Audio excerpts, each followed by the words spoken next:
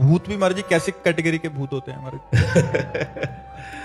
जैसे किसी ने आत्महत्या कर ली, या किसी का अचानक एक्सीडेंट हो गया, या कोई बहुत महत पाप किया, कोई बहुत बड़ा पाप किया, तो ऐसे हमें कई भूतों के दर्शन वृंदावन में हुए हैं। यहाँ है भूतेश्वर भगवान के शासन में है, जो मथुरा में भूतेश्वर भगवान है उनके शासन में वृंदावन में। भूत दिखते कैसे हैं महाराज? उनकी एक एक क्षण में रूप आकृति बदलती रहती है। वो ऐसा नहीं कि जैसे स्त्री रूप में प्रकट हुए तो स्त्री रूप ही वही रूप रहेगा। एक मिनट में देखते देखते बीभत्स भयावना रूप हो जाएगा, एक मिनट में घृणित रूप हो जाएगा, एक मिनट में बड़ा सुंदर रूप हो जाएगा। ऐसे वो बदलते रहते हैं। इसी से पता चलता है। तो हमें भी दिख सकते हैं। अगर वो समझेंगे कि आपके द्वारा कल्याण हो जाएगा तो फिर, अगर देख के समझेंगे कि खुद प्राण त्याग देगा, भूत बन जाएगा, तो काय को मिलेंगे? अगर वो समझेंगे कि हमें देखते ही इसका हार्ट फेल हो जाएगा तो काय को आएंगे? वो नहीं आएंगे। वो तो वहां जाते हैं जहां अपना कल्याण कराना हो। इतना कष्ट होता है भूत योनि में कि देखो नदियां बह रही लेकिन वो एक बूंद पानी नहीं पी सकते, एक कौड़ा भोजन नहीं पा सकते, और संतों के सामने तो अपना कल्याण कराने के लिए जाते हैं। तमोगुण से युक्त प्राणी पे ही ज्यादा महाराज उनका अटैक रहता है। हाँ, मतलब गलत आचरण करते हैं, अपवित्र अंतःकरण वाले होते हैं, उनके ऊपर भूतों का आवेश होता है। ऐसे भूत छू नहीं सकते। ऐसा थोड़ी कि नाम मंत्र चल रहा है भूत स्पर्श कर ले, इतनी ताकत नहीं, भस्म हो जाएगा। भूत पिशाच निकट नहीं आवे, इसलिए डरना मत, डरना मत। भगवान का नाम, भगवान के भक्त का नाम उच्चारण किया, कोई निकट नहीं आ सकता। भगवान के नाम में, भगवान के भक्त में बड़ी सामर्थ्य है। तो जो मन से, वाणी से, दृष्टि से, इंद्रियों से जो कुछ भी देखा जाता है, सुना जाता है, बिलसा जाता है, वो सब मैं हूं। हंस स्वरूप भगवान ने कहा वो सब मैं हूं। मेरे प्यारे प्रिय पुत्रों, हंस भगवान ने सनकादि से कहा, तुमने जो प्रश्न किया ब्रह्मा जी से कि चित्त विषय का चिंतन करते हुए विषयाकार हो चुका है, ऐसा लगता है चित्त विषय में समाहित हो गया है या विषय चित्त में समाहित हो गया है, चित्त विषयाकार हो गया है। तो उसका कारण है चिंतन करना। यद्यपि चित्त शुद्ध स्वरूप वासुदेव है, वो कभी विकारी नहीं हो सकता। जैसे मन शुद्ध भगवान का स्वरूप है, इंद्रियाणाम मनस्यास्मि, पर वो विकार का चिंतन करने के कारण विकारी लगता है। ऐसे ही चित्त शुद्ध वासुदेव स्वरूप है। चित्त का अधिष्ठात्र जो देवता है वो वासुदेव है। तो भगवान कह रहे हैं गुणेष्वाविशते चेतो गुणाश्चेतसि च प्रज्ञा जीवस्य देह उभयम गुणाश्चेतो महात्मनः। हे पुत्रो, हे महात्माओ, ये चित्त विषय चिंतन करने के कारण विषयाकार हो गया है। विषय इसमें प्रविष्ट से जान पड़ते हैं, प्रविष्ट नहीं है। चित्त में विषय प्रविष्ट नहीं है, प्रविष्ट से जान पड़ते हैं, ये बात सत्य है। तथापि विषय और चित्त ये दोनों मेरे स्वरूप भूत जीव के अलग है। देह है ना कि स्वरूप है। ना चित्त हमारा स्वरूप है और न विषय हमारा स्वरूप है। हमारा स्वरूप इन दोनों से अलग है। हमने चित्त में ममता कर ली, इसलिए हम प्राय एकांतिक में कहते हैं कि आपसे कुछ बन सके या न बन सके, आप राधा राधा जपो।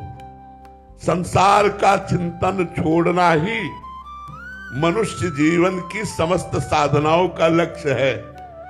योग से चलो तो चित्त वृत्ति का निरोध करके परमात्मा में लगाओ। कर्म योग से चलो तो निष्काम भाव से कर्म तत्सुख भावना से करते हुए निरंतर भगवत चिंतन करो। भक्ति योग से चलो तो समस्त कर्म भगवान को समर्पित करते हुए भगवान का चिंतन। चित्त को विषय चिंतन से बचाना है। अगर विषय चिंतन होता रहा तो ना तो मोक्ष होगा ना प्रेम होगा। और विषय तभी आक्रमण करते हैं, पहले चिंतन होता है।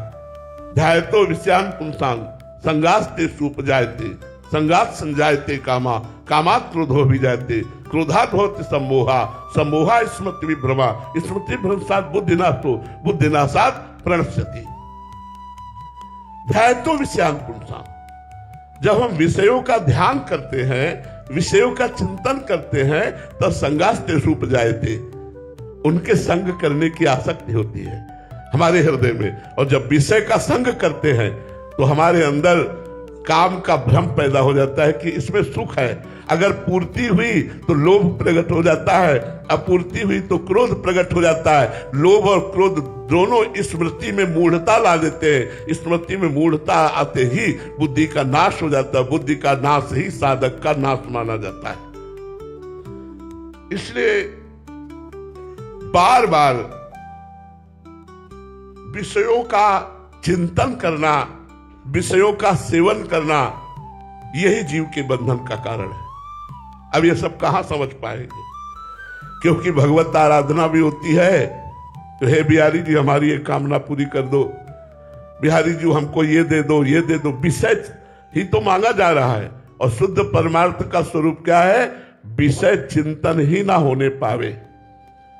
विषय का संयोग और विषय चिंतन, इन दोनों ने मिलकर के मुझ परमात्मा अंश को ऐसा फंसा दिया कि चिंता, शोक, भय, दुख, जन्म, मरण बार बार हमें भोगना पड़ रहा है।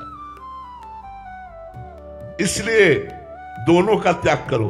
भगवान कह रहे गुणास चित्त प्रभवा मद्रूपम उभयम त्यजेत। उभय माने दोनों।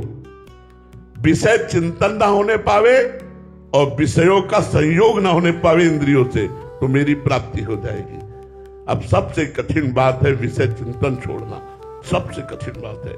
इसीलिए हम साधना पर अन्य जोर न दे करके नाम जप पर जोर देते हैं, क्योंकि यह कलिकाल मलायतन मन कर देख विचार, श्री रघुनाथ नाम बिन नाहि न आन आधार। एक कलयुग की ऐसी मलिनता है कि हमारा चित्त चोर प्रभु के रूप में आसक्त हो जाए या स्वरूप में आसक्त हो जाए, बड़ा कठिन है। इसलिए नाम जप करो। नाम जप करने से चित्त को विषय चिंतन करने का अवसर न मिले। अगर विषय चिंतन हो रहा है और साथ में नाम जप हो रहा है तो आपका विषय चिंतन बिगाड़ नहीं सकता, क्योंकि नाम जप विषय चिंतन को डिलीट कर देगा, नष्ट कर देगा। नाम जब चल रहा है और विषय चिंतन चल रहा है तो कुछ नहीं बिगाड़ पाएगा विषय चिंतन। और नाम जब नहीं चल रहा, केवल विषय चिंतन चल रहा है, तो वो विषय में के भोग में लगाकर आपका नाश कर देगा। इसलिए पुत्रों, जागृत, स्वप्न और सुषुप्ति, ये तीनों अवस्थाएं सतोगुण, रजोगुण, तमोगुण के अनुसार होती रहती है। ये बुद्धि की वृत्तियां हैं, ये सच्चिदानंद आत्मा का स्वभाव नहीं। इसलिए ना मेरा जागृत है, न स्वप्न है, न सुषुप्ति है। मैं इन तीनों से परे हूं। अब ये बड़ा कठिन विषय है। स्थूल सूक्ष्म कारण तीनों शरीरों के राग का त्याग करना बहुत कठिन बात है।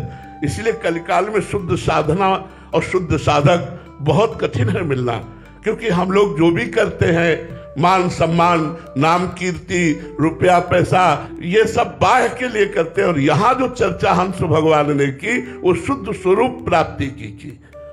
सतोगुण, रजोगुण, तमोगुण के द्वारा रचित तीनों लोग, सतोगुण, रजोगुण, तमोगुण के द्वारा तीनों अवस्थाएं, जागृत, स्वप्न, सुषुप्ति और स्थूल सूक्ष्म कारण, इन तीनों का त्याग किए बिना कोई परमात्मा स्वरूप में स्थित नहीं हो सकता।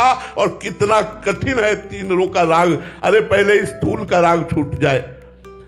हम लोग पूरे शरीर को ही अपना स्वरूप मानते हैं, भूल गए हम अपने स्वरूप को। तो अपने स्वरूप सच्चिदानंद स्वरूप को जानने